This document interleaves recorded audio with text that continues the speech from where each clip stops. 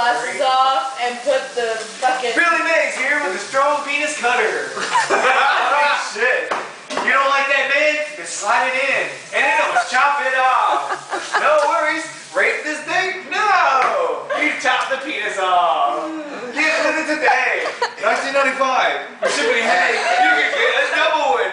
But with your friend. Your friends can go out safe and sound. Hey, don't forget the book light. If you act now, you get a free book light.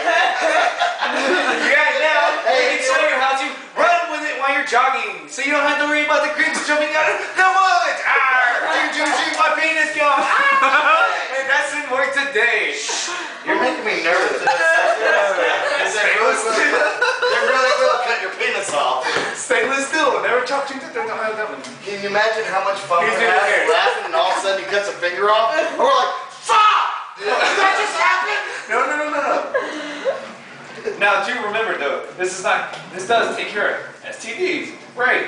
On the asshole and the penis. Hey, sucker. Letting the dog lick your penis, it will cause trouble. And farting in the bed while having the gorgum. What? The gorgum? What the fuck is that? My ex-fiance used to fart in bed and thought it was really funny. Do what?